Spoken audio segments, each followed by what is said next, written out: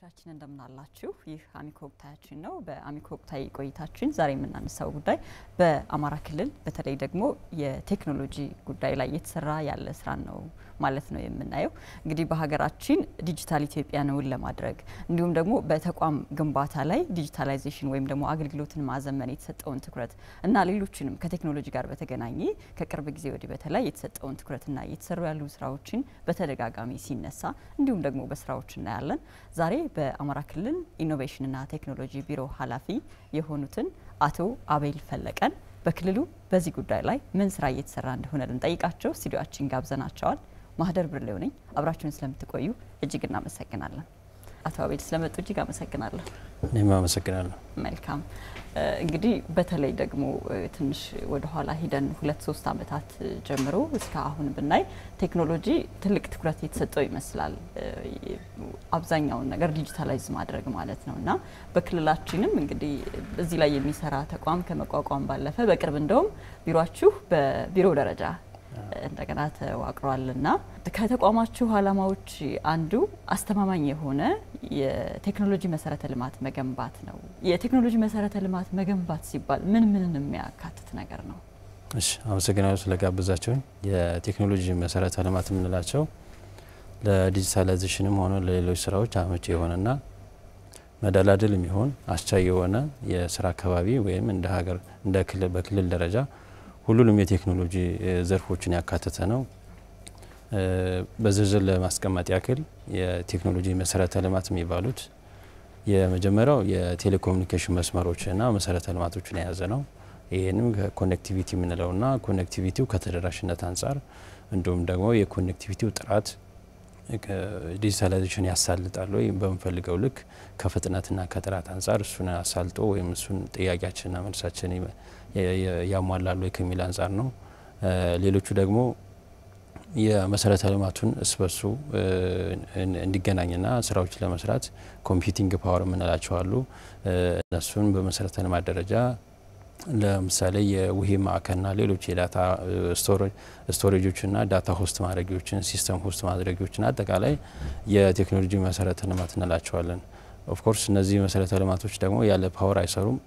ስለዚህ ዲጂታላይዜሽን ላይ ደግሞ በተለየ መልኩ በቴክኖሎጂ መሰረተ ልማት ተከትሎ ወይም ደግሞ ጎን ለጎን ወይም አብሮ የግድ የፓወር ዲስትሪቢዩሽንና አስተማማኝ የሆነ ፓወር አስተማማኝ ሲባል የቴክኖሎጂ መሰረተ ልማቶች ጥራታቸውን ጠብቀው በታሰበው ልክ አገልግሎትና ጥቅም እንዲሰጡ አስተማማኝ የሆነና የማይቆራረጥ የፓወር አገልግሎት ወይም ደግሞ የፓወር አቅም መኖርም አለበት።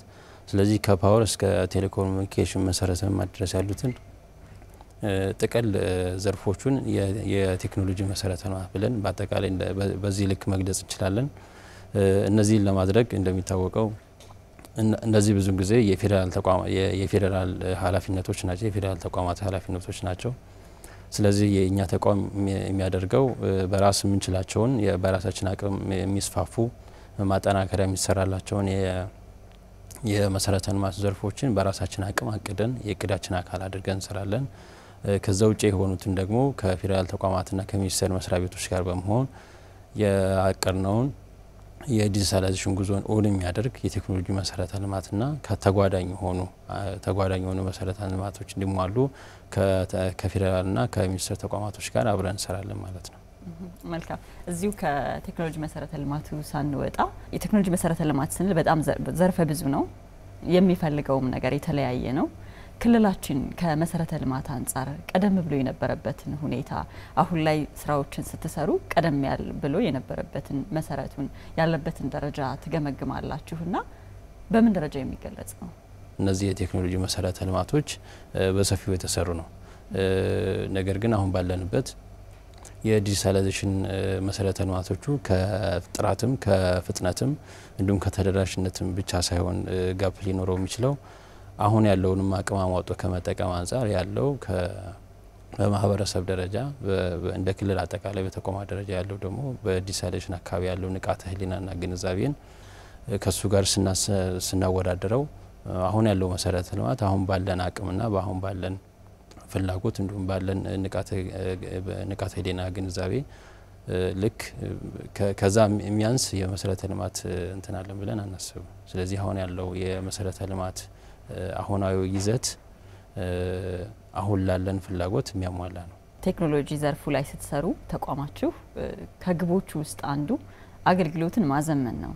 ከዚህ በፊት በተገልጋዮች ዘንድ የሚነሱ በርካታ የፍትሃዊነት የፍጥነት እና ሌሎችም ችግሮች አሉ እና አጠቃላይ የተገልጋዮችን ቅሬታ ሊቀርፍ የሚችል አገልግሎትን ማዘመንና ማፋጠን የሚችል አገልግሎት መስጠት ማስቻል ነውና በተቋማቱ ውስጥ ከአደረጃጀት ጋርም በተያያዘ ከተገልጋይ አንጻር ብቻ ሳይሆን ከተቋማቱ አደረጃጀት የመፈጸምና የማስፈጸም አቅም እና ሌሎችም ተዋረዳዊ ግንኙነትንም በተያያዘ የተሻለ ለማድረግ ትሰራላችሁና ክልላችን በዚህ ዘርፍስ የነበረበት ሁኔታ በተለይ ደግሞ ከተቋማት ማዘመን አገልግሎትን ዲጂታላይዝ ማድረግ ላይ ምን አይነት ቁመና ላይ ነበሩ ተቋማቱ? በመጀመሪያ አሁን ቀደም እንደተገለጸው በቅርቡ ነው ወደ ቢሮ ያደግነው።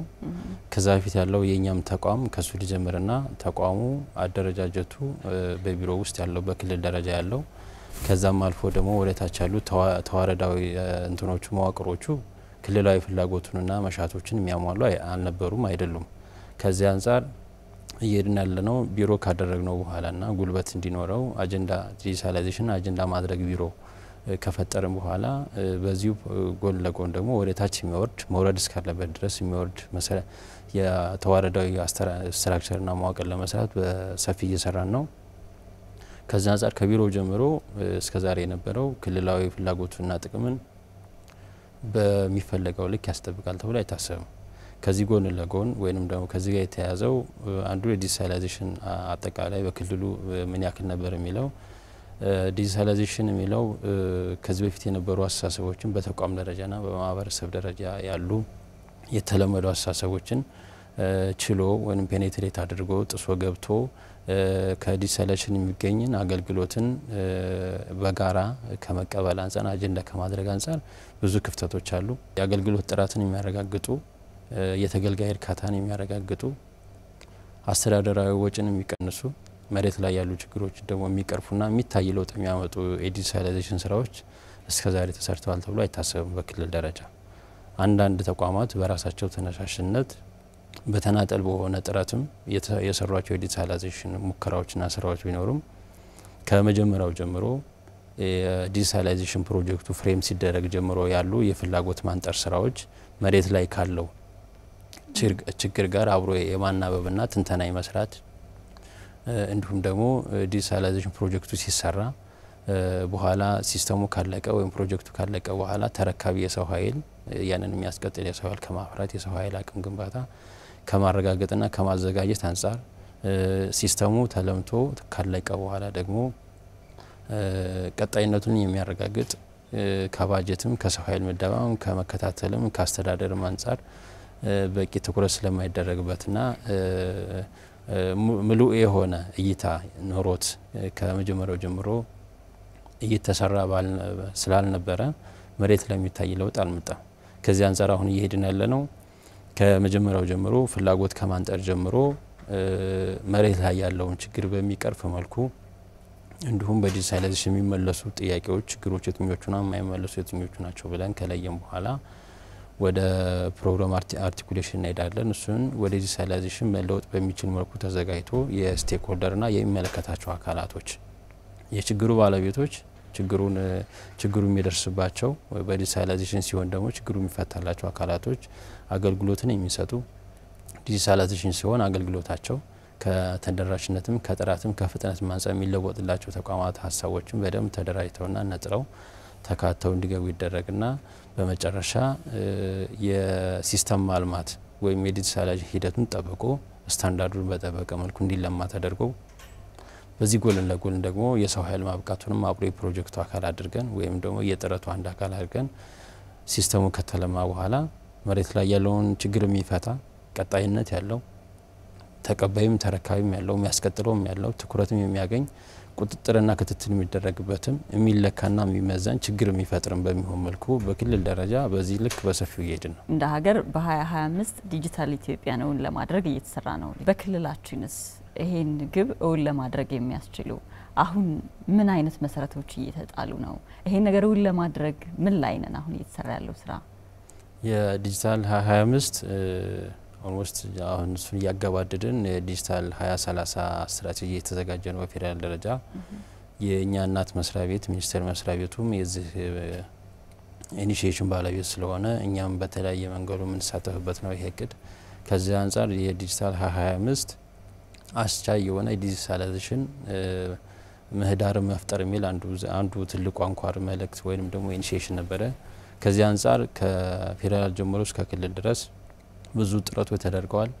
አንዱ ዲጂታላይዜሽን ራሱ አጀንዳ እንዲሆን በክልል ደረጃ ትኩረት እንዲያገኝ ትኩረት አግኝቶ ደግሞ በተቋም ደረጃ ተቋምን ወደ መልሶ ማደራጀት ወይም እንደ አዲስ ማደራጀት ተቋማዊ ባህላቸውን መቀየር ዲጂታላይዜሽን ባህሪ ያላቸውን ስራዎች የሚሰሩ ተቋማት የራሳቸው የሆነ ልዩ የሆነና ከሌላው ተቋም የሚለዩበት የተቋማዊ ባህልና ተቋማዊ ባህሪ መኖር አለበት። እሱን አጀንዳ ከማድረግና ከማስረጽ አንጻር ሁለተኛ የተለያዩ የአሰራር ስርዓቶችንና ማዕቀፎችን ከማዘጋጀት አንጻር በተለይ ደግሞ ዲጂታል ኢኮኖሚና ዲጂታል ፋይናንስን ከመገንባትና ይህንንም ከዚህ ዘርፍ እንደ ክልል እንደ ሀገር የሚገኘውን ጥቅም በሁላችን ውስጥ ሰርጾ ተቀባይነት እንዲኖረውና አጀንዳ ለማድረግ የሚያስችል ሰፊ ስራ ተሰርቷል። ከዚህ አንጻር ቴሌብር የምንላቸው እነዚህ ፔይመንት ጌትዌይ የምንላቸው አብዛኞቹ በዚህ በዲጂታል 2025 ተቀርጸው ወደዛ የተሰሩና እንደ ትልቅ ስኬት የምንቆጥራቸው ናቸው።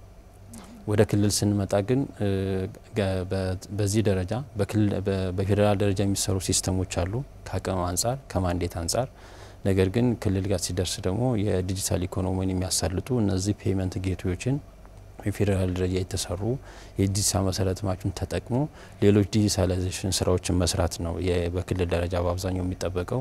ከዚህ አንጻር አሁን ባለው በወቅታዊ ሁኔታና እስከዛሬ ከነበርንበት አንጻር ምናልባት በሚፈለገው ልክ ትኩረት አልሰጠነውም ወይም አጀንዳ አላደረግነውም ልንል እንችላለን። ነገር ግን አሁን ባለንበትና ለዲጂታል 2030 በታሰበው ልክ በዝግጅትም በትስስርም በተዋረዳዊ ትስስርና በጎንዮሽ ትስስርም በቂ የሆነ ዝግጅት እያደረግን እየሰራን ስለሆነ በፌዴራል ደረጃ የተሰሩ መሰረተ ልማቶችን ተጠቅመን እንደ ክልል እንደ ህዝብ ደግሞ ከዲጂታል ኢኮኖሚና ከዲጂታል ፋይናንሱ ማግኘት ያለብንን ጥቅም ማስጠበቅ ያለብንን ፍላጎት ለማስጠበቅና ለማግኘት ሰፊ ስራ እየሰራ ነው። ግቡ ትልቅ ነው። በስራው ማምጣት የተፈለገውም አጠቃላይ የአሰራርና እውን የሚሆነው ፕላትፎርም በሙሉ ለሁላችንም ጥሩ ነገር ነው። ነገር ግን ፈተናዎች ይኖሩታልና የተለዩ ፈተናዎች ምንድን ናቸው?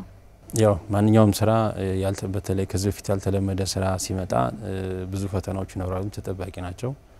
ነገር ግን የዲጂታላይዜሽን ስራ በባህሪው የተለየ እይታ፣ የተለየ ዝግጅት፣ የተለየ አካሄድ፣ የተለየ አሰራር ይጠይቃል። ከዚህ አንጻር እስከዛሬ የነበሩ በተለምዶ ባህላዊ የምንላቸው አሰራሮችን የመጀመሪያው ባህላዊ አሰራሮችን ለመተው ቁርጠኝነትን ይጠይቃል። ሁለተኛ ከባህላዊ አሰራሮች ወጥተን የአዲሱን ለመላመድ ደግሞ የሚያስፈልጉ ጥረቶች አሉ፣ የሚያስፈልጉ ዝግጅቶች አሉ፣ የሚያስፈልጉ የኢንቨስትመንትና ሌላ የሰው ኃይል አቅም መገንቢያ መሰረተ ልማቶችና እቅዶች ያስፈልጋሉ። ከዚህ አንጻር ከነበርንበት ተነስተን ወደ ሌላው ወደ ቴክኖሎጂ ወደ ዲጂታላይዜሽን ስንሄድ ብዙ ሬዚስታንሶች ይኖራሉ። በተቋም ደረጃ በግለሰብ ደረጃ በተለያየ አካል ይሄ ተጠባቂ ነው። ሌላውም ዓለም የገጠመው ነው። ነገር ግን ወደኛ ክልል ስንመጣ ከዚህ የተለየ ብዙ የለም። ምናልባት እስከዛሬ ካለመሄዳችንና ካለመልመዳችን ሊሆን ይችላል። ነገር ግን በተቋማት ደረጃ ያለ ለዲጂታላይዜሽን ቅርብ ያለ መሆን፣ ሁለተኛ የምንሰጣቸውን አገልግሎቶች የምናመርታቸውን ምርቶች በዲጂታላይዜሽን ለማስተዋወቅ አገልግሎቱን በዲጂታላይዜሽን ለመስጠት የሚያስችሉ ፍላጎቶችን ከማንጣርና ፍላጎትን ከማቅረብ ጀምሮ በዲጂታላይዜሽን አካባቢ ያሉ እውቀቶችና ግንዛቤዎች መሰረታዊ ክፍተቶች ስለሆኑ በተቋማት ደረጃ ብዙ ችግሮች አሉ ይኖራሉ። እንደ ማህበረሰቡም ደግሞ በቴክኖሎጂ ምህዳሩን የሚያመጣውን ትሩፋት ወስዶ በጎን ለጎን ደግሞ የሚያስፈልጉ ጥንቃቄ ከማድረግ ይልቅ በአጠቃላይ የዲጂታላይዜሽን ስራዎችን ወደ ጎን የመተውና የማራቅ ነገር ይታያል። ነገር ግን ይሄንን አሁን ይታይ ነበር ወደ ማለት ወደ ታሪክ ለመቀየር አሁን በሰፊው እየሰራን ነው። በዚህ መሰረት በተቋም ደረጃ እንደ ማህበረሰብ አጠቃላይ በተለያየ ደግሞ የማህበረሰብ ክፍል ከፋፍለን በዲጂታል ሊትሬሲ ፕሮግራማችን ላይ የተሻለ ንቁና የበቃ ግንዛቤ እንዲኖር በዚህ መሰረት በቴክኖሎጂና ዲጂታላይዜሽንን ወደ ተቋማችን ወደ ክልላችን በሰፊው በማምጣታችን የምናገኘውን ከአገልግሎት ጥራት፣ ከአገልግሎት ፍጥነት፣ ከአገልግሎት እርካታ እንዲሁም ደግሞ አጠቃላይ የአፈጻጸም እንደ ክልል የሚያመጣውን በስራዎቻችን ላይ የሚመጣውን የአፈጻጸም ለውጥን በሚያሳይ መልኩ በሚያጓጓ መልኩ ግንዛቤውና ንቃተ ህሊናውን እየሰራን አሁን በአጭር ጊዜ ውስጥ ትልቅ ለውጥ አለ። አብዛኞቹ ተቋማት ላይ የአናሎግ ስራ ነው ለዘመናት የመጣንበትና ምናልባትም የአብዛኛው ሰራተኛም የመስራት ክህሎት ሊሆን የሚችለው ያ ነው ማለት ነውና ቴክኖሎጂውን ከማላመድ አንፃር ከተቋማቱ ጋር የስልጠና ስራ ምን ሰራላችሁ? በእርግጥ እንደ ሀገር አሁን የኢትዮ ኮደርስ ስልጠና የሰጠው እድል አለ። ከዚህ በተጨማሪ ከተቋማት ጋር ዲጂታላይዝ ለማድረግ ሲታሰብ ተቋማቱን እናንተ የምትሰጡት ስልጠና አለ? የመጀመሪያው ቅድም የተጠቀሰው ኢትዮ ኮደርስ የተባለው ከፌደራል የመጣ ኢኒሺዬሽን ነው። ይሄ አላማው ዲጂታል 2025ንም እውን ለማድረግ ሁለተኛ ለዲጂታል 2030 ትልቅ መሰረት ለመጣል ታስቦ የመጣ የ3 አመት ፕሮጀክት ነው። ከዚህ አንፃር እንደ ፌደራል ከመጣው ኢኒሺዬሽን ላይ እንደ ክልል የተሰጠን ሆታ አለ። እሱን እውን ለማድረግ ከሆታውም በላይ በግንዛቤ በሰርቲፊኬሽንና በሌላ የእውቀት ምህዳሮች ላይ የሚታይ ለውጥ ለማምጣት በክልል ደረጃ ተሰፊ ስራ እየተሰራ ነው። አሁን በቅርቡ እንገመግማለን ተብሎ ይታሰባል። ምን ላይ ነው የደረስ ነው የሚለውን ይሄ ከፌደራል የሚመጡ ኢኒሺዬሽኖች ናቸው። ከዚህ በተጨማሪ ከፌደራል ተቋማትና ሚኒስቴር ተቋማቶች ጋር በመተባበርና በመተሳሰር ትልልቅ ዘርፍ ተኮር የሆኑ ዘርፍ ተኮር ማለት በግብርናውና በጤናው ላይ በአገልግሎት በሚል ጸጥታና ፍትህ ምናምን ብለን ከፋፍለናቸው በሱ አካባቢ ልዩ በሆነ ጥቅል የሆነ እውቀትና ግንዛቤ ያስፈልገናል አጠቃላይ። ነገር ግን ደግሞ ዘርፍ ተኮር ደግሞ ልዩ የሆኑ ከቴክኖሎጂ አንፃር ያንን ዘርፍ እንዴት ነው የምንደግፈው፣ ለዛ ዘርፍ ዲጂታላይዜሽን ማለት ምን ማለት ነው ከሚል አንፃር ዘርፍ ተኮር የሆኑ ስልጠናዎችን ከፌደራል ተቋማት ጋር በመተባበር እነሱንም በትብብር እንዲሰጡን በማድረግ ሰፊ ስራ እየሰራን ነው። በራሳችን አቅም ደግሞ ራሳችን አቅደን የራሳችን የሰው ኃይል አሰማርተን የስልጠና ይዘት አዘጋጅተን መድረኩን አዘጋጅተን የምንሰጣቸው ስልጠናዎች በጣም ዘርፈ ብዙ ስልጠናዎች አሉ። ምናልባት እስከዛሬ ከነበርንበት አንፃር አሁን እየሄድን ያለነው ከሚጠበቀው አንፃር ላይሆን ይችላል። ከፍጥነትም አንፃር ከተደራሽነትም አንፃር ይሄ የሆነበት ምክንያት አንደኛ ተቋማችን ወደ ቢሮ ብናሳድገውም በሰው ኃይልና በስትራክቸር ገና አላደራጀውም እንዳድስ።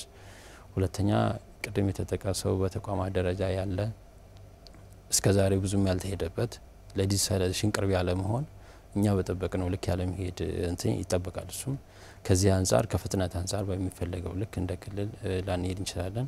ነገር ግን እኛ በሰፊው እየሄድን ነው። ተቋማትን ሰብሰብ አድርገን ተመሳሳይና ተቀራራቢ የስራ ስምሪትና ኃላፊነት ያለባቸውን ተቋማቶች ወደ አንድ እያመጣን ለነሱ ስልጠና እየሰጠን ነው።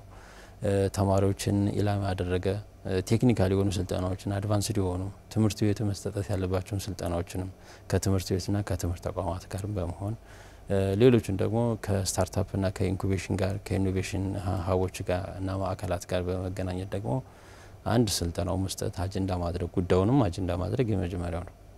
ሁለተኛ ደግሞ አጀንዳ ባደረግነው ላይ የሚያስፈልጉ ዝግጅቶችን ማድረግ ዝግጅት የምናደርገው ከመሰረተ ልማት አንፃር ከትስስር አንፃር ራሱን የመጃላ የባጀት ፋይናንስ እና ፈሰስ ስለሚፈልግ ከዚህ አንፃር ሰፊ ስራ እየሰራ ነው። ነገር ግን እነዚህ ስራዎች ምናልባት በዚህ አመት ወደፊት ለምንጓዘው የረጅም ጊዜ እቅዳችን ትልቅ መሰረት የሚጥሉ ብዙ የተማርንባቸው ወደፊት ለምንሰራቸው ተጠባቂ እንትኖች ሂደቶችና የኛ ኃላፊነት የተናጠልና የጋራ ኃላፊነቶችን የሚያናጥሩ ትልቅ መነሻ ይሆነናል። ነገር ግን በአጠቃላይ በዚህ አመት እስካሁን ባለው እስካሁን ቀን ድረስ በጣም ሰፊ ስልጠና እየሰጠን ነው። ይህን በመስጠታችን እስከዛሬ የነበረውን በተቋም ደረጃ በተለያየ ማህበረሰብ ክፍል ደረጃ ያሉ ለዲጂታላይዜሽን ያሉ ግንዛቤዎችን ሲለወጡ አይተናል። የተለያየ መቀራረቦች አሉ። ወደ ተቋማችን በጣም ብዙ ጥያቄና ፍላጎት እየመጣ ነው ከአቅም ግንባታና ከሌሎች። ስለዚህ እንትኑን አምጥተናል ወደኛ አስበነዋል።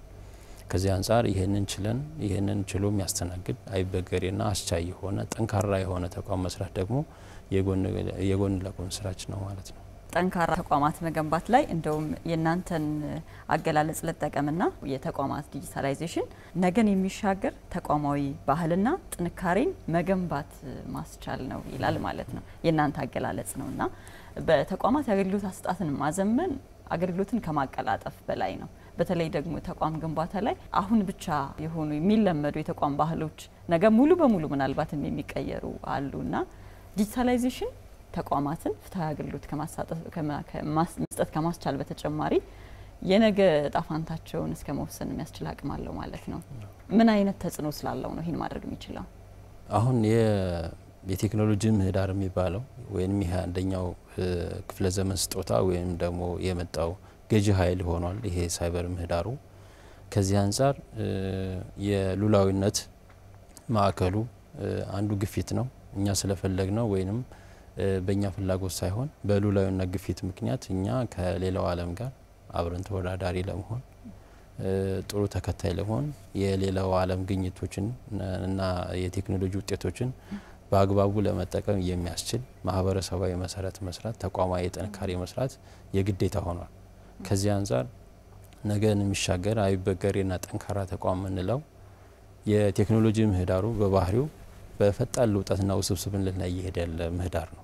ከዚህ አንፃር እሱን የሚችል እሱን ታሳቢ አድርጎ አይበገሬ የሆነ ዳይናሚዝሙን አስጠብቆ የፍላጎት መለዋወጦችንም በደንብ ታሳቢ አድርጎ የተዘጋጀ ተቋም ያስፈልገናል ማለት ነው።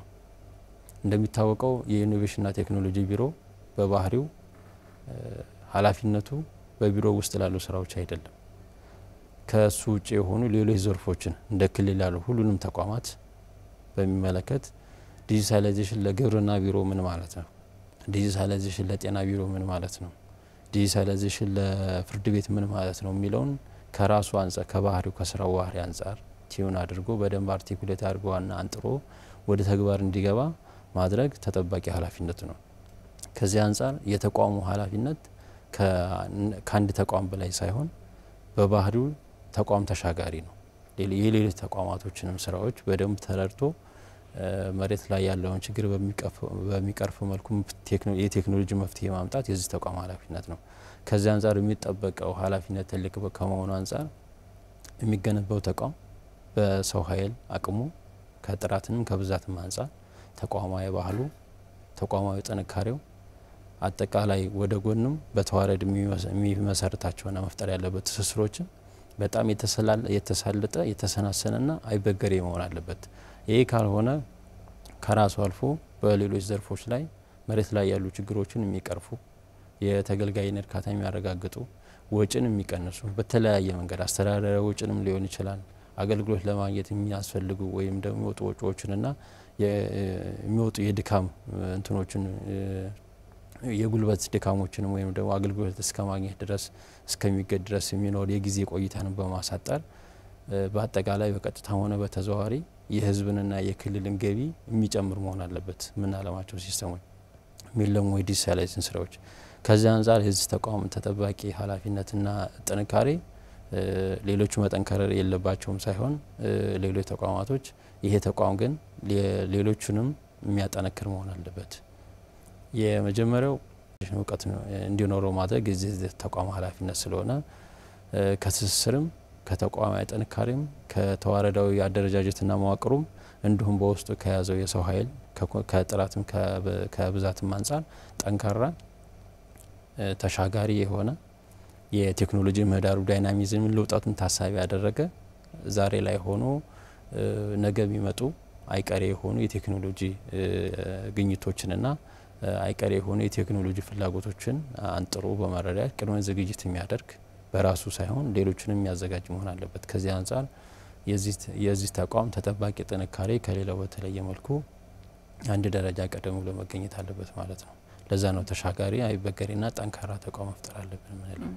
መልካም እንመለሳለን። የተከበራችሁ ተመልካቾቻችን እየተከታተላችሁ ያላችሁት አሚኮ ወቅታችንን ነው። ርዕሰ ጉዳያችን ደግሞ ዲጂታላይዜሽን በአማራ ክልል ነው። የአማራ ክልል ኢኖቬሽንና ቴክኖሎጂ ቢሮ ኃላፊ አቤል ፈለቀ ጋር ነው ቆይታ እያደረግን ያለ ነው። አብራችሁን ስላላችሁ እጅግ እናመሰግናለን።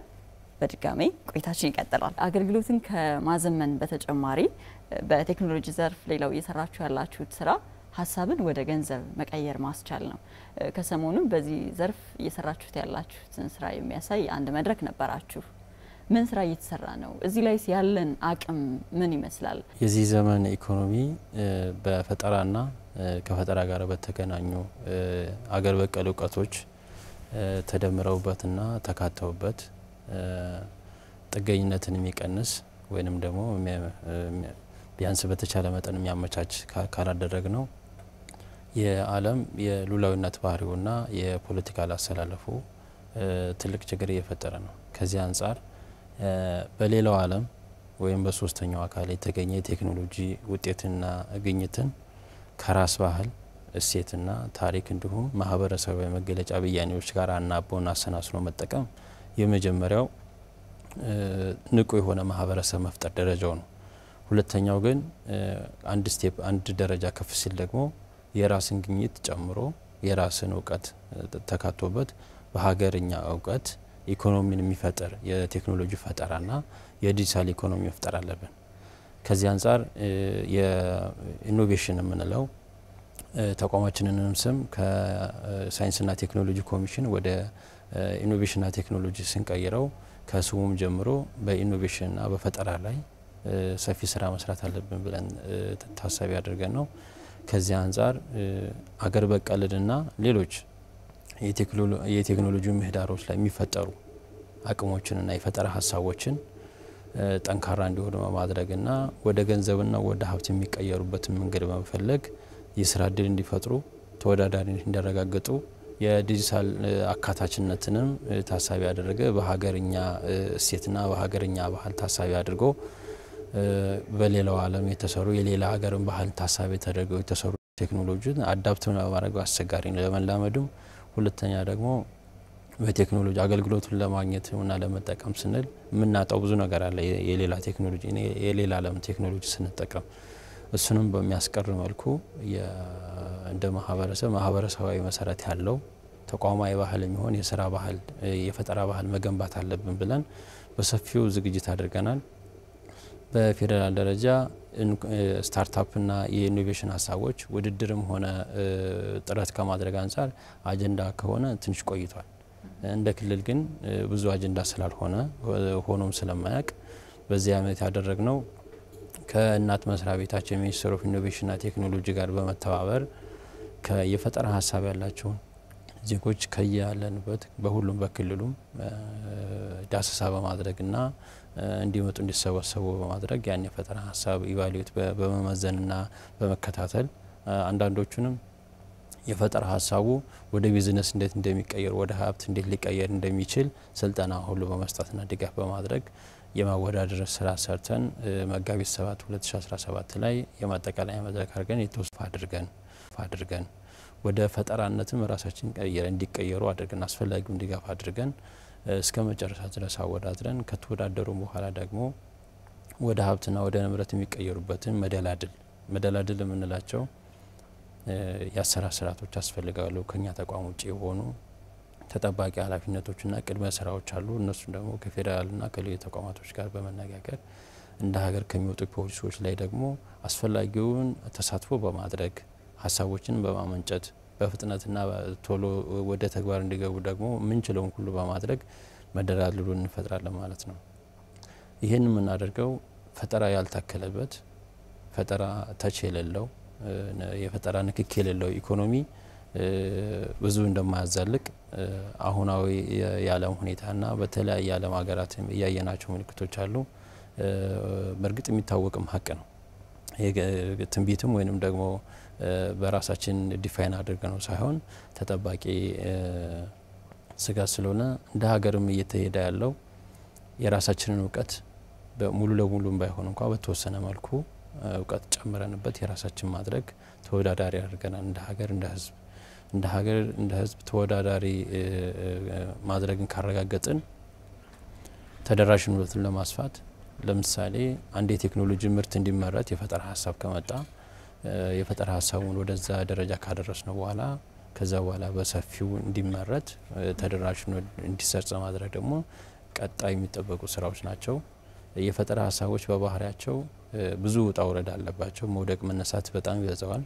ከዚህ አንጻር የፈጠራ ሀሳብ አመንጮችና የፈጠራ ሀሳብ ላይ ኢንቨስት የሚያደርጉ አካላቶች ከሌላው በተለየ እስከዛሬ ከምናውቃቸው የኢንቨስትመንት አይነቶች የንግድና የቢዝነስ አይነቶች የተለየ የሚያደርገውን አይቀሬ የሆኑ ስጋቶችን ቀድመን እንድንዘጋጅባቸውና ብዙ መደነቃቀፎች እንዳይገጥሙን እና እንዳንመለስ የሚያደርጉ አጀንዳዎችን ማድረግ ላይ ግን ብዙ ተሳክቶልና ብለን እናስባለን። አሁን ባለውም ከመድረካችን በኋላም ብዙ መድረኮች ነበሩን በተቋም ደረጃ ብዙ አሁን የምናወራቸውና እንዴት መሄድ አለብን እያልን ወደ የ2018ን ረጅም ጊዜ ወስደን የምንሰራውን ፕሮጀክት የስታርታፕን አሁን ራሱ ድራፍት እያደረግን እያዘጋጀ ነው። ስለዚህ ከኢኖቬሽን ላይ አገር በቀል እውቀትንም ወደ ሳይንሳዊ ሂደቶችን ጠብቆ እንዲመጡ በማድረግ እና የመሬት ላይ ያሉ ችግሮችን በሚቀርፉ መልኩ በመቀየር እንዲሁም ደግሞ የስራ እድል እንዲፈጥሩ በማድረግ ሁለተኛ ማህበረሰባዊና ክልላዊ እንዲሁም ከዛም አልፎ ሀገራዊ መወዳደሪያ እንዲሆኑ ለማስቻል ሰፊ ስራ እየሰራን ነው። ከእቅዳችን አንጻር ከትንሽ አመት በኋላ የሚታይ ለውጥ እናመጣለን ብለን እናስባለን። ቀደም ብለው ካነሷቸው አገር በቀል እውቀትን የማበረታታት ጥረትን የመደገፍና ደግሞ ወደ ገንዘብ ፈጠራን ወደ ገንዘብ የመቀየርና ሌሎችም ስራዎች ከታች የሚሰሩ መሆኑን አንስተውልኛልና ለዚህ ደግሞ በጣም ጥሩ አጋጣሚ ትምህርት ቤቶችን መጠቀም ይመስለኛል። ከታች ጀምረን ልንሰራም ነው የምንፈልገው እያሉኝ ነበረ። ከትምህርት ቤቶች ጋር በምን አይነት ትስስር ለመስራት ነው ያሰባችሁት? አሁን እንደሚታወቀው ክልላዊ ነባራዊ ሁኔታችን በአሁኑ ሰዓት ትምህርት ቤቶች ላይ ወርደን በዚህ ሰዓት ከኢኖቬሽን ጋር የምናወራበት ወቅታዊ ሁኔታ ላይ አይደለንም። ነገር ግን አሁን ያለንበት ክልላዊ ሁኔታ በዚህ ይቀጥላል ብለን አናምንም። ወደ ሰላሙ ስንመለስ ከትምህርት ቤቶች ጀምሮ ከየትኛውም ትምህርት ቤት አስፈላጊውን ክትትልና የዳሰሳ ወይም ደግሞ የመልከታ የመፈለግ ስራ ሰርተን የፈጠራ ሀሳብ ያላቸውን ግኝቶችንና ሌሎች የቴክኖሎጂ ውጤቶችን ሀሳቦችን ወደ ላይ እንዲመጡ የመጀመሪያው ትኩረት እንዲያገኙ፣ ሁለተኛ ደግሞ እነኛ ትኩረት ያገኙት የፈጠራ ሀሳቦችና ግኝቶች አስፈላጊው ድጋፍ ተደርጎላቸው ወደ አደባባይ እንዲወጡ ለማድረግ የትምህርት መዋቅሩን ወይም የትምህርት ቢሮ ዘርፍን ተዋረዳዊ ዘርፍን ተከትሎ አብረን ለመስራት ከትምህርት ቢሮ ጋር የቅርብ ጊዜ ሳይሆን ብዙ ዘመን ብዙ አመት የሚሻገር ስትራቴጂክ የሆነ ትስስር እየፈጠርን ነው። አሁን ባለው ቅርብ ባሉ እዚህ ሰላሙ በተረጋገጠባቸው ከተሞች ላይ አሁንም ባለፈው ያካሄድ ነው የስታርታፕ ኮምፒቲሽንም ከትምህርት ቤቶች ጋር የተያያዘ ነው። ነገር ግን በየአመቱ ከዚህ በፊትም የታቀዱ በተቋማችን የታሰቡ ተማሪዎችን የማበረታታት በስፋትም ባይሆንም ሙከራዎች አሉ። እነሱን በደንብ አደራጅተን የትምህርት ቢሮአችንን የትምህርት መዋቅሩን ወደ ታች ተዋሩን ተከትለን በሰፊው እንሰራለን። ይሄ ለምርጫ የሚቀርብ ሳይሆን ግዴታችን ነው። ከዚህ አንጻር ከቅድመ ዝግጅት አንጻር በሰፊው ተዘጋጅተናል።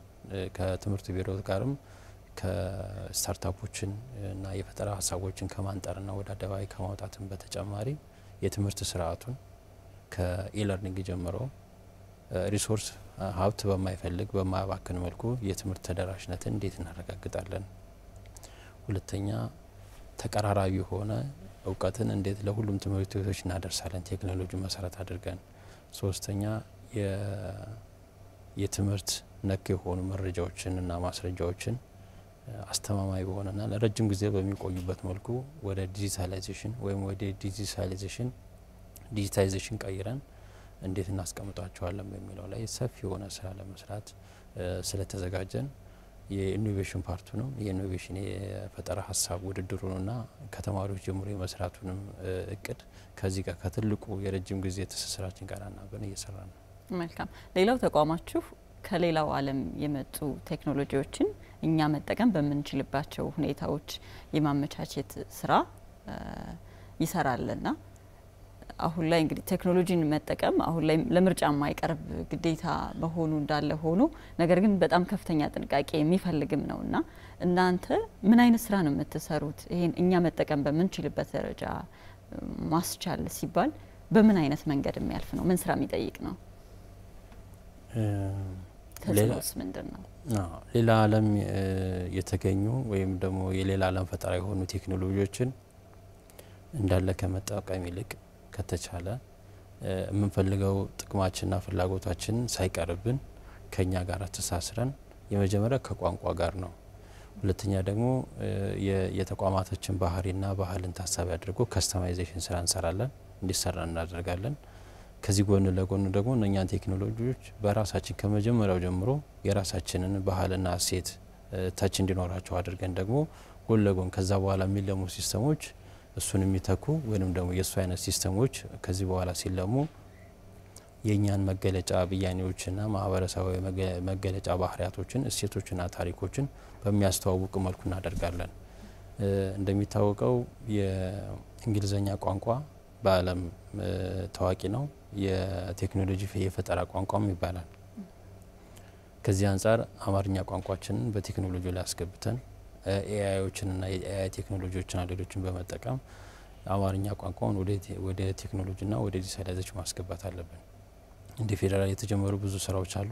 እንደ ክልል ደግሞ ይሄንን ታሳቢ አድርገን ይሄን ታሳቢ ያደረገ መዋቅርንም ከማዘጋጀት ተቋሙ ላይ የመዋቅሩ ላይ ታሳቢ ከማድረግ ጀምሮ የሰው ኃይል ያቅም ግንባታውንም የቴክኒካል እውቀቶችንም የአገርኛ እውቀቶችን ከማካተት አንፃር በሰፊው እንሰራለን። ይሄንን ያለበት ምክንያት የሲስተም ዲቨሎፕመንት ስራ የምንጠቀመው ብዙ ጊዜ የእንግሊዘኛ ቋንቋ ነው። ስለዚህ አማርኛ ቋንቋን ተጠቅመን ሲስተም ማልማት አለብን።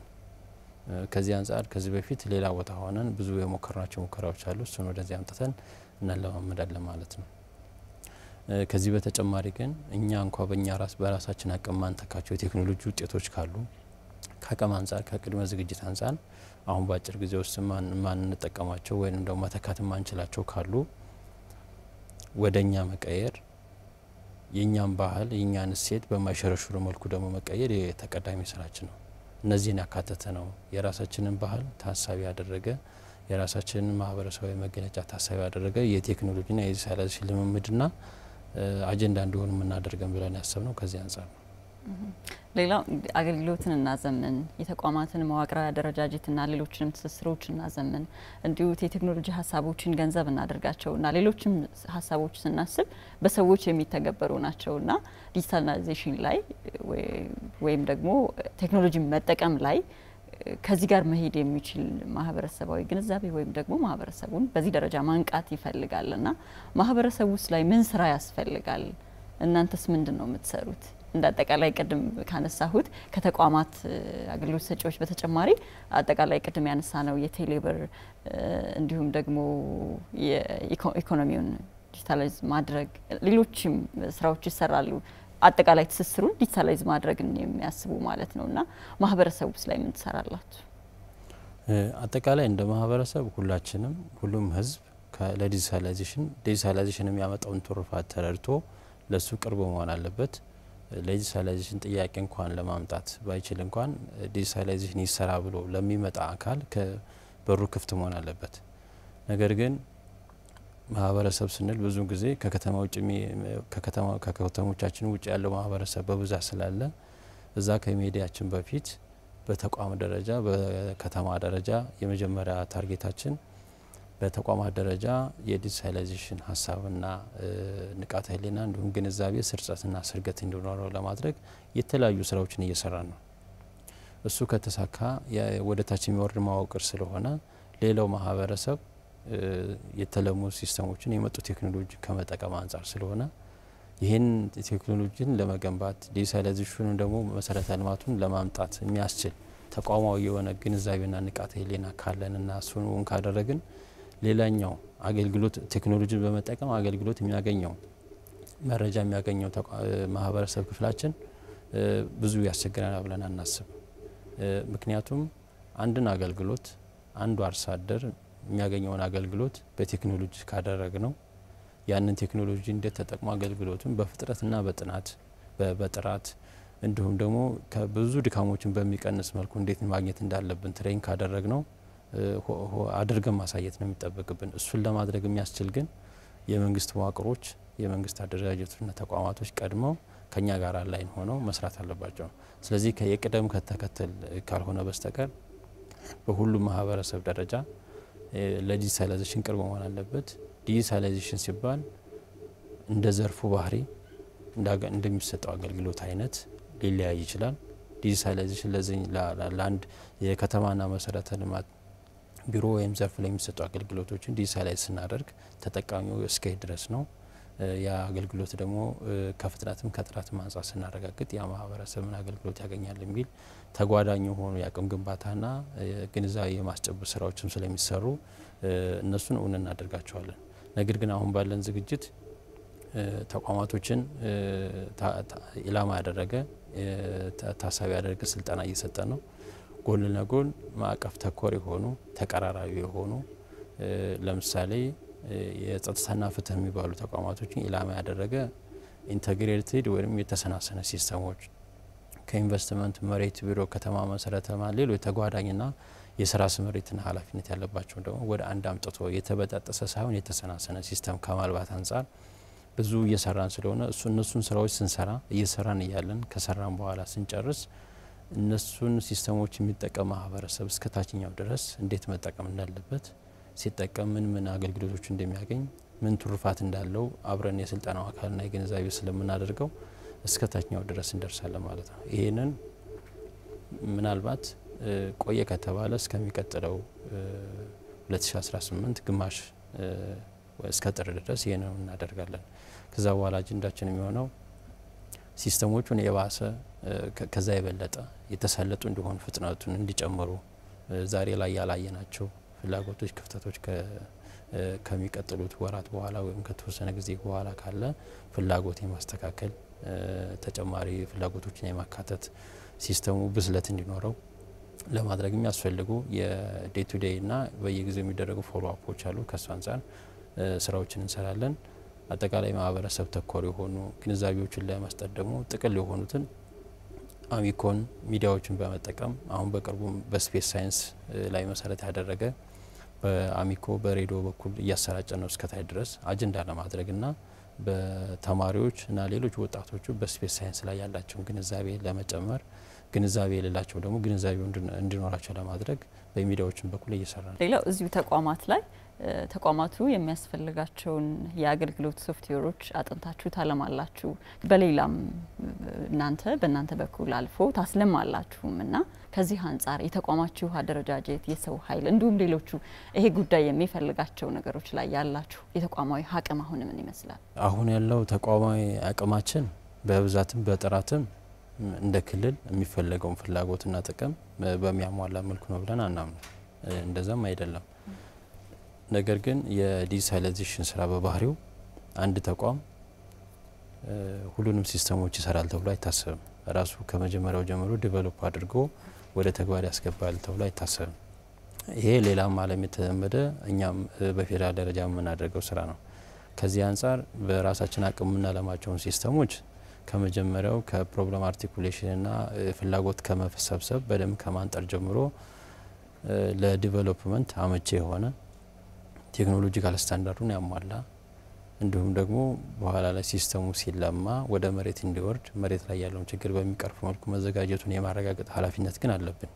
ከዚህ አንጻር በሌሎች የምናስለማቸውንም የሲስተም ልማት ስራዎችን ከኤስአርኤስ ወይም ሶፍትዌር ሪኳየርመንት ስፔሲፊኬሽን ዝግጅት ጀምሮ ይሄ ሶፍትዌር ሪኳየርመንት ስፔሲፊኬሽን ማለት አንድ ተቋም እንዲለማለት የፈለገውን ሲስተም የሚገልጹ የፍላጎት ማንጠር ስራዎች ናቸው።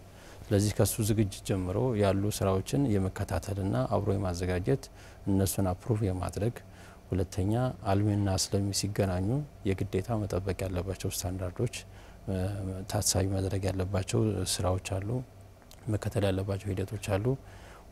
ሶስተኛው ሲረካከቡ በኋላ ላይ ያለማው አካል ማንም ይሆን ማንም ያለማው አካል ሲያስረክብ የግዴታ ታሳቢ ማድረግ ያለበት ከተረከቡ በኋላ ደግሞ ማንኛውም ነገር ቢፈጠር ኃላፊነት መከፋፈል ላይ እነሱንም ታሳቢ አድርገን የቴክኖሎጂና የሲስተም ኦነርሺፕ ባለቤትነቱንም በዛው አረጋግጠን ሶስተኛ አራተኛ ከሳይበር ሴኩሪቲና ከሌሎች ስጋቶች የሳይበር አታኮችና ስጋቶች አንጻር ደግሞ ተጠባቂ ሆኖ የማረጋገጫ ስራዎች አሉ ከስም አንጻር እንዲረጋገጡ እናደርጋለን። ስለዚህ በእኛም ምናለማቸው በሌሎች ምናስለማቸው ተመሳሳይ ሂደት ነው የሚሄዱት። ከፍጥነት አንጻር ጫናንም ለመቀነስ ከሚደረግ ጥረት አንጻር ግን እኛም ምናለማቸው ሲስተሞች መስፈርት ይኖራቸዋል። ምን አይነት ሲስተሞች ነው እኛ ማልማት ያለብን ከተለያዩ መመዘኛዎች ነው። ዝም ብለን አንዱን እኛና አለማነ ሌላውና አለማም ሳይሆን የራሳችን የሆነ መመዘኛ መስፈርት አለን። መመዘኛ መስፈርታችን አንደኛ ከስራው ባህሪ አንጻር ነው። ሶስተኛው ግን ቢሰራው ምን ችግር አለው ከሚለው አንጻር ነው። ምክንያቱም አንዳንድ ሲስተሞቻችን ማልማታችንን መታወቅ የማይገባቸው ሲስተሞች ይኖራሉ። ከዚህና ከሌሎች መመዘኛዎች አንጻር የሲስተም ስራዎችን የሲስተም ማልማት ስራዎችን ለኛና ለሌሎቹ አከፋፍለን እንሰራለን። ነገር ግን የተለሙ ሲስተሞች ካለቁ በኋላ የት ነው ሆስት የሚደረጉት? ለምሳሌ ሌላ ቦታ መደረግ የለበትም። እሱን ዳይሬክሽን አስቀምጠን እየሰራ ነው። አሁን አንድ ተቋም ሀ የተባለ ተቋም ለበተባለ ተቋም ሲያለማ ካለማ በኋላ ሌላ ቦታ አይደረግም። እዚሁ መሆን አለበት። ሁለተኛ ሲረካከቡ ከኮዲንግ ቴክኒካል እንትኖች ናቸው ሲረካከቡ ታሳቢ መደረግ ያለባቸው። ሲስተሙን ደግሞ ሜንቴን ከማድረግ ከመጠገን ከማስቀጠል አንጻር ነው ተጠባቂ የሆኑ ስራዎች አሉ። ሌሎች ደግሞ ዛሬ ላይ ያላየናቸው ፍላጎቶች ያ ተቋም ቢኖረው ያ ተቋም እንዴት ነው ያን ፍላጎት በተለማው ሲስተም ላይ ማካተት የሚችለው? ከተደራሽነት አንጻር ዛሬ ላይ ከተማ ላይ ብቻ ተደራሽ አድርጎ ታሳቢ አድርጎ ያሰራ ተቋም ቀጣይ ወደ ወረዳ ወደ ሌሎችም ወረድ ቢፈልግ እንደ አዲስ ሲስተም መሰራት የለበትም። የነበረው ሲስተም ላይ መካተት አለበት። ነገር ግን እንደ አዲስ ፕሮጀክት መታየት የለበትም ደግሞ። ስለዚህ ከዚህ አንጻር ወጪ ቆጣቢ በሆነ መልኩ ታማኝነትን ባረጋገጠ መልኩ የአገልግሎት ጥራቱና ፍጥነቱን ባስጠበቀ መልኩ ዲጂታላይዜሽን ስራውና ሲስተም ልማቱ ወደ መሬት እንዴት ይወርዳል የሚለውን የሚያረጋግጥልን ስራን የመከታተል የሚቆጣጠርና አንዳንዶችንም የመከታተል አቅጣጫ የመስጠት አስገዳጅ የሆኑ ይኖራሉ። አንዳንዶቹ በምክረ ሀሳብ ደረጃ የሚቀርባሉ። ከዚህ አንጻር የመጀመሪያውን ቁጥጥር ለማድረግ ዝግጅት አድርገናል ብቻ ሳይሆን ወደ ስራ ገብተናል። በቅርብ በክልሉ ምክር ቤት ተቋማችሁ ወደ ቢሮ አድጓል። ይህ እድል ለተቋሙ ምን ይፈጥርለታል? የስራ የማስፈጸም እና ሌሎችም ምናልባት ለተቋሙ የሚሰጡት እድሎች ምንድን ናቸው? ከዚህ በፊት ተቋማችን በኮሚሽን ደረጃ ነው ያለው። ነገር ግን አሁን ወደ ቢሮ አድጓል። በተከበረው ምክር ቤት ወደ ቢሮ እንዲያድግ ተደርጓል። ይህ የሚሰጠን አንደኛ ተቋሙ ጉልበት እንዲኖረው ይደረጋል። የመንግስት መዋቅሩ ቢሮክራቲክ ፕሮሰሱ ላይ የሚያስፈልገውን አጀንዳ በሚፈልገው ልክ ትኩረት እንዲያገኝና አጀንዳ እንዲሆን ያደርጋል። በእርግጥ ይሄን ለማድረግም ቀድመን አጀንዳም ስላደረግ ነው ትኩረት ስለሰጠው ነው የክልሉ መንግስት ወደ ቢሮ የሚያደገው። ነገር ግን ቢሮ ካደገ በኋላ በመዋቅርም ወደ ታች መውረድ እንዲችል ያደርገዋል። ጠንካራ መዋቅራዊ አደረጃጀት የተዋረደው አደረጃጀት እንዲሆን ነው። ሶስተኛ ይሄን ታሳቢ አድርጎ ቢሮ መሆኑን የሚመጥን የሰው ኃይል አቅም በጥራትም ከብዛትም አንጻር እንድናደርግ ብዙ አስተያየት ሁኔታዎችን ይፈጥረናል። ሶስተኛ ትስስርን በክልል ደረጃና ወደ ታች ካሉ ትስስሮች ጋር የተሳለጠና መሆን ባለበት ልክ ወደ በአግድሞችም በተዋረድም ትስስር ወደሞ የተሳለጠ እንዲሆን በጣም ከፍተኛ ጥቅም ነው ያለው። ከዚህም አንጻር አሁን ወደ ቢሮ ካደግን በኋላ ምንም እንኳን መዋቅሩና አደረጃጀቱን እስካሁን ያልጨረስን ቢሆንም ወደ ቢሮ ካደግን በኋላ በራሱ የቢሮ ማደጉ በራሱ አጀንዳ መሆኑ በራሱ ትልቅ ስበት ስለሚያመጣ እንደ ተቋም የሚያገኘውን ማግኘት ያለበትን ትኩረት አግኝቷል ብለን እናስባለን። ስለዚህ ቢሮ መሆኑ በጣም ትልቅ ትኩረት እንድናገኝ ያደርጋል።